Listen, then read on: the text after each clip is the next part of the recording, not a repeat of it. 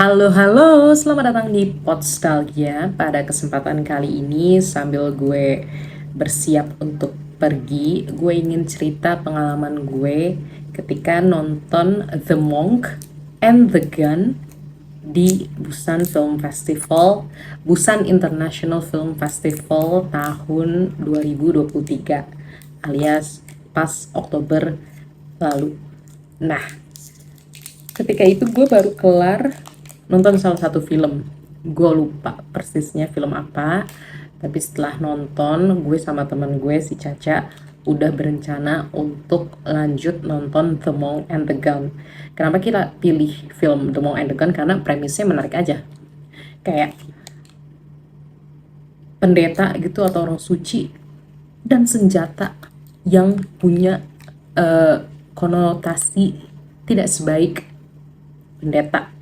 Kayak kita kepo banget, apalagi filmnya dari Butan. Kayaknya gue belum pernah deh nonton film dari Butan. Jadi ya udah kita dengan tenangnya tuh mikir langsung pindah studio.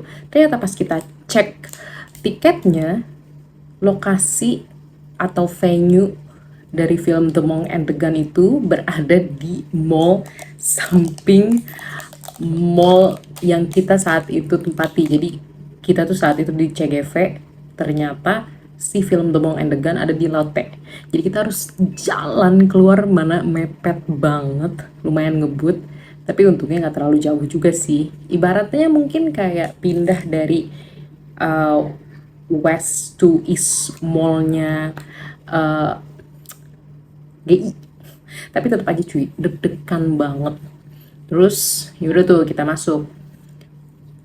Dan yang bikin gue kagetnya adalah ketika masuk studio dari Lotte itu panas banget cuy, panas banget, literally panas yang lumayan gerah gitu. Mana kan pada saat itu udah memasuki autumn ya, malam tuh udah lumayan dingin. Terus baju temen gue juga agak tebel lah, walaupun gak tebel-tebel banget ya, kayak ke puncak tapi lebih dingin dikit dari puncak. Terus pas masuk tuh panas banget, kita tuh udah panik, anjir masa kita udah malam-malam nonton film yang mungkin filmnya berat ya. Kita nggak tahu filmnya seberat apa, karena kan film festival kadang kan suka lah, suka random, tiba-tiba berat, tiba-tiba ternyata ringan banget, ternyata gak jelas. Sangat memberikan banyak kejutan gitu kan. Jadi kita udah panik, tapi ternyata kayaknya emang mungkin itu salah satu bentuk penghematan kali ya. Jadi AC-nya ternyata baru dinyalain ketika filmnya udah mulai. Terus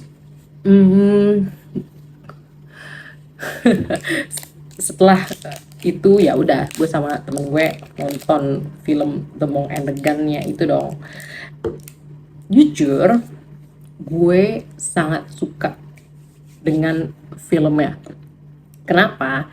Karena satu, ini sebenarnya alasannya bukan karena alasan utama ya, tapi yang gue inget aja dari pengalaman gue.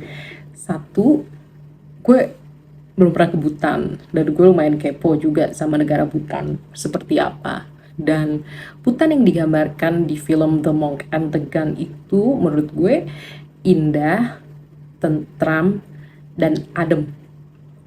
Terus itu bikin gue betah sih nonton filmnya sepanjang durasi.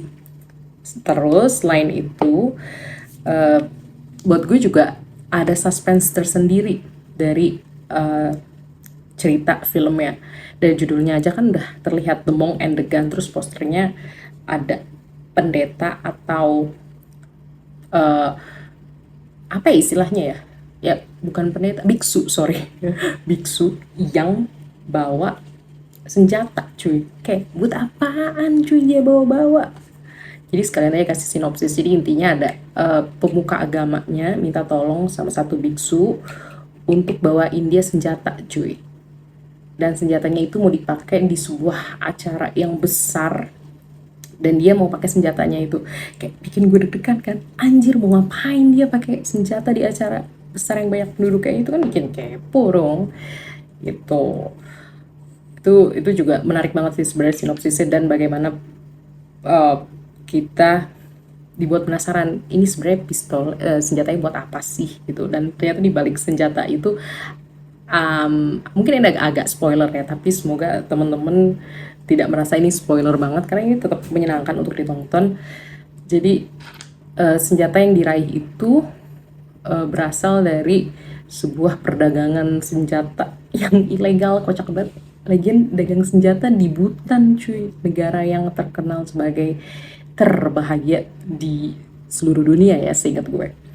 Terus ada satu hal lagi yang bikin gue cukup menggelitik, yaitu eh, mengenai bagaimana tanda kutip demokrasi mau diimplementasikan di Bhutan. Jadi setahu gue ya, dan berdasarkan film juga, Bhutan itu sistemnya monarki. Nah, orang-orang progresif tanda kutip ini mau mendirikan demokrasi agar membuat Bhutan tanda kutip lebih maju tanda kutip. Maaf ya, banyak tanda kutipnya karena belum tentu development atau pengembangan atau kemajuan tuh sebenarnya diperlukan ya untuk beberapa masyarakat, dan kayaknya Bhutan bukan tipe negara yang cocok dengan sistem demokrasi, dan it's fine karena mereka ya punya hak dong buat milih gitu. Nah, terus di situ yang bikin gue lucu dan lumayan bisa relate dengan situasi sekarang, apalagi sekarang lagi pilpres, adalah bagaimana uh, film Bhutan itu menggambarkan konflik rumah tangga yang bisa terjadi karena pilihan politik. Karena satu orang anggota tuh bener-bener intens banget dukung satu calon. Gue dukung ini. Ih, emaknya dia nggak suka gue karena gue dukung A. Gitu. Padahal A emang yang bener. Itu menurut gue kocak banget sih. Lucu banget filmnya. Buat temen-temen yang punya kesempatan untuk tonton film ini. Apalagi setahu gue juga film ini baru masuk shortlist dari Oscars untuk Best Foreign Film tahun 2024. Good job untuk tim dari film The Monk and the Gun. Dan gue berharap, gue gak banyak nonton film foreign yang masuk Oscar lainnya sih, tapi gue harap semoga setidaknya film The Monk and the Gun ini masuk ke